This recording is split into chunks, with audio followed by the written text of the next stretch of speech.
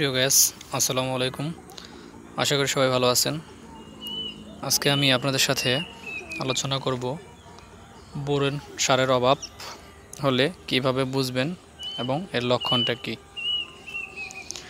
তো আমি যে গাছটির সামনে দাঁড়িয়ে আছি, দেখেন এই গাছটিতে বোরন সারের প্রচুর পরিমাণে অভাব রয়েছে, যার কারণে গাছের দেখেন কন্ডিশনটা কি। পাতাগুলো দেখেন কেমন কোকড়া কোকড়া হয়ে যাচ্ছে এবং কি ফ্যাকাশে ফ্যাকাশে, মনে হয় গাছে কোনো ধরনের খাবার নেই। এটা হচ্ছে কচি পাতা, দেখেন হলুদে ভাব হয়ে গেছে। সাইডে যে পাতাগুলো আছে সেগুলো দেখেন কি কন্ডিশন, মাথাগুলো দেখেন কেমন কোকড়া কোকড়া ভাব আর কি। এটা হচ্ছে বোরন সারের অভাব। বোরন সারের অভাব যদি হয় সেক্ষেত্রে গাছের এই লক্ষণগুলো দেখা যায়। তো বোরন সার যদি গাছে দেওয়া না থাকে সেক্ষেত্রে পাতা কোকড়া হতে পারে, আবার কখনো কখনো পাতা ফ্যাকাশে হলুদ বর্ণ হতে পারে, যার প্রায় 80% সিমটম এই গাছে দেখা যাচ্ছে। তো এটার জন্য আপনারা ব্যবহার করবেন বোরন।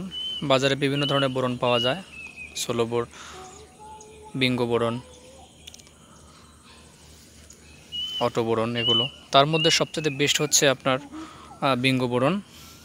তো এই বোরনটা প্রতি বিঘাতে আপনারা ½ কেজি হারে ব্যবহার করবেন, তাহলে গাছে পাতাগুলো সবুজ হবে, অর্থাৎ ক্লোরোফিলের যে অভাবটা সেটা পূরণ করবে বোরন, এবং কোঁকড়ানো যে ভাব সেটাও দমন করবে বোরন। বোরন যদি দেওয়া থাকে সেক্ষেত্রে পাতাগুলো যেরকম সবুজ সতেজ হবে। দেখেন এই গাছটি কিন্তু সুস্থ সুন্দর। আবার পাশের যে গাছটি আমি আপনাদেরকে দেখাচ্ছিলাম সেই গাছটি কিন্তু বোরনের অভাবে অনেকটাই নষ্ট হয়ে গেছে আর কি। এটা দেখেন সুস্থ, গাছে কিন্তু ফলও রয়েছে।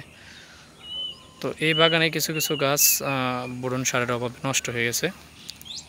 তো এই বোরনটা আপনারা প্রতি বিঘাতে 500 থেকে 1000 গ্রাম সারের সাথে ব্যবহার করবেন, অর্থাৎ মাটিতে গাছের গোড়া থেকে 1 ফুট দূরে ব্যবহার করবেন। তাহলে এই সমস্যাগুলো আর আসবে না। পরবর্তী যে গাছগুলো আছে সেগুলো সুস্থ সুন্দর থাকবে। ধন্যবাদ সবাইকে। সবাই ভালো থাকেন, সুস্থ থাকেন। আল্লাহ হাফেজ।